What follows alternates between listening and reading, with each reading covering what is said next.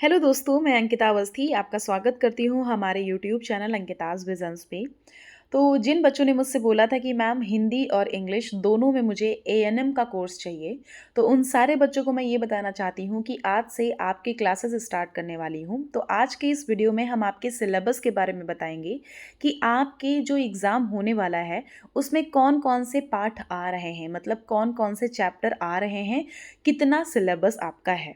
हिंदी और इंग्लिश दोनों में है, आप देख सकते हो। तो सबसे पहले हम हिंदी पढ़ेंगे, उसके बाद इंग्लिश देखेंगे, ठीक है। तो अगर आप देखोगे तो सबसे पहले आपको क्या करना है, जो एएनएम की पोस्ट आई हुई हैं, एएनएम की पोस्ट सबसे पहले देख लेनी कि कितनी पोस्ट है। और आपको अपनी जो कैटेगरी है, मतलब आप एससी हो उसमें देख लेना, एसटी हो उसमें देख लेना, ओबीसी, जनरल, जिसमें से भी आप आते हो उसकी सीट देख लेना है। और उसके बाद आपने फॉर्म तो आराम से फिल ही कर दिया होगा। अब कुछ नहीं करना है, उसमें से जो सीट है वो ना एक सीट आपकी है। अब एक सीट अपनी मान के चलना है और इस चैनल से पूरी तरह से जुड़ जाना है, क्योंकि मैं यहाँ पे पूरी तरह से आपको प्रिपरेशन कराने वाली हूँ और बहुत ही कम टाइम में आपको बहुत ही अच्छी तरह से सब कुछ पता चल जाएगा, ठीक है। आपके पास ये टोटल 38 मतलब 38 चैप्टर हैं। 38 चैप्टर को आपको पूरी तरह से ख़त्म करना है। वो मैं ख़त्म कराऊंगी, आप उसके लिए बिल्कुल परेशान मत होइएगा। बस आपको हमारे साथ में बने रहना है। आप चैनल को ज़रूर से सब्सक्राइब कर लीजिएगा। सब्सक्राइब करने के बाद वो बेल आइकन पे ज़रूर, घंटी पे ज़रूर क्लिक कर देना, जिससे कि जब भी आपका नोटिफिकेशन आए तो पता चल जाए, ठीक है। तो बच्चे मतलब बच्चे क्या, बहुत ही बड़े लोग और जो नर्स जो हैं और जो स्वास्थ्य कार्यकर्ता महिला हैं, उन्होंने मुझसे बहुत ही बोला था कि मैम प्लीज़ आप एएनएम की क्लासेस शुरू कर दीजिए, हिंदी में कहीं पे बहुत अच्छी तरह से नहीं मिलता है। तो आप सभी के लिए मैंने यहाँ पे क्लासेस शुरू करी हैं। तो यहाँ पे अगर आप देखेंगे तो सबसे पहला आपका जो पार्ट है वो है स्वास्थ्य के निर्धारक तत्व, मतलब डिटर्मिनेंट ऑफ हेल्थ।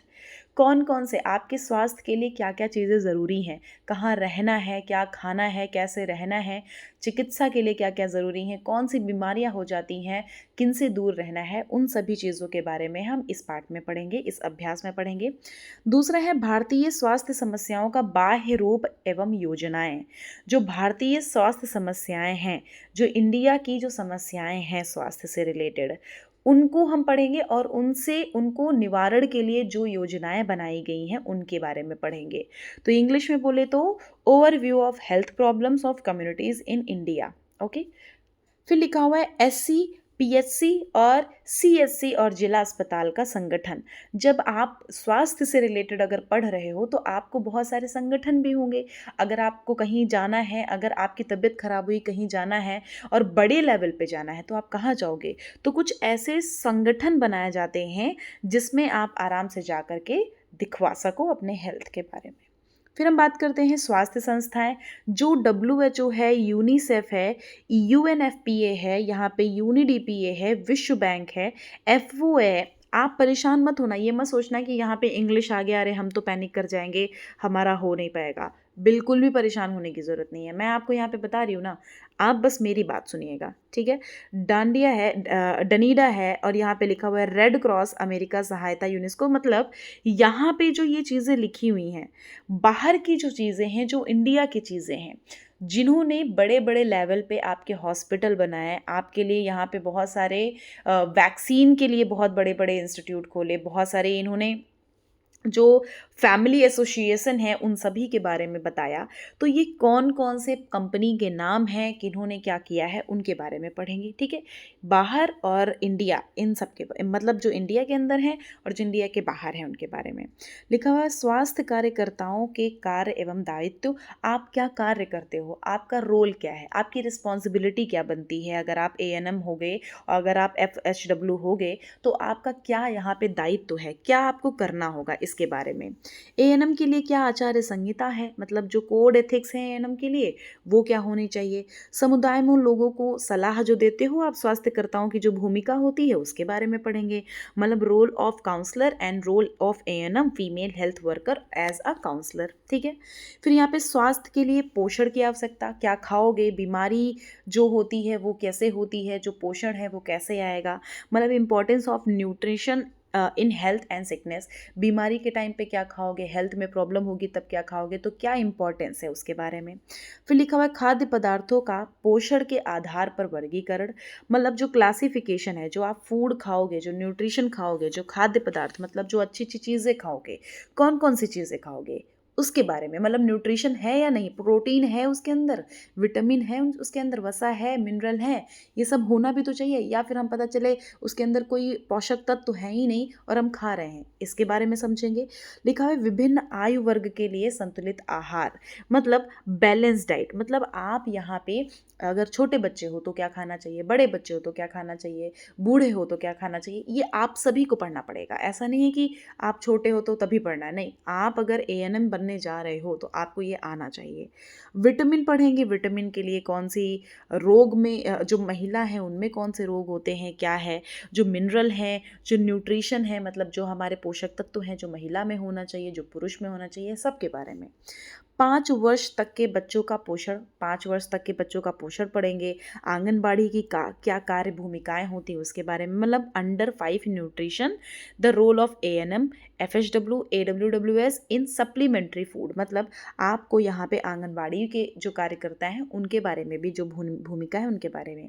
मानव शरीर की संरचना, मतलब ह्यूमन बॉडी का स्ट्रक्चर पढ़ेंगे, बॉडी सिस्टम पढ़ेंगे और उनके फंक्शन।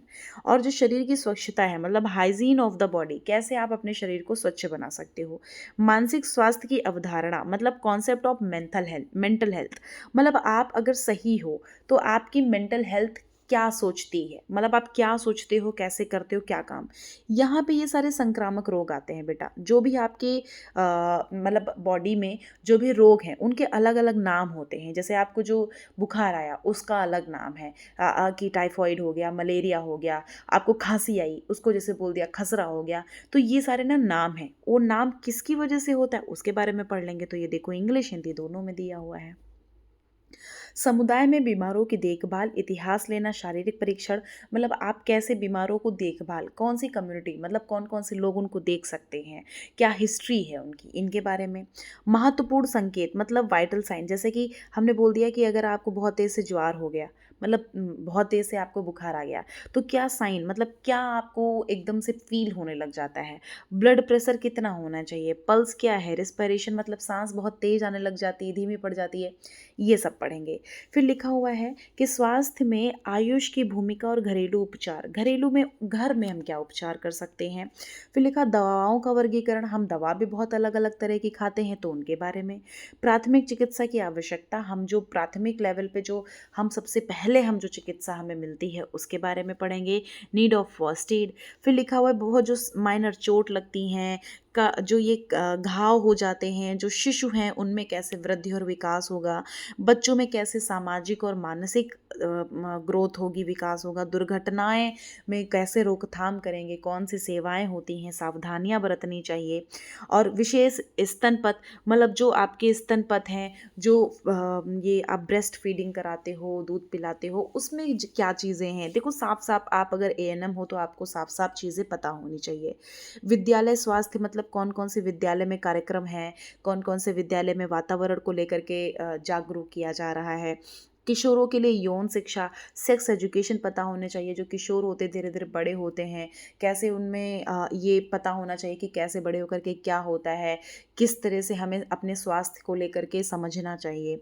फिर मानसिक मानसिक चक्र और उसके दौरान स्वच्छता, मतलब मेंस्ट्रुअल और मेंस्ट्रुअल हाइजीन के बारे में पढ़ेंगे, जो महिला के जो मासिक रोग होते हैं उनके बारे में।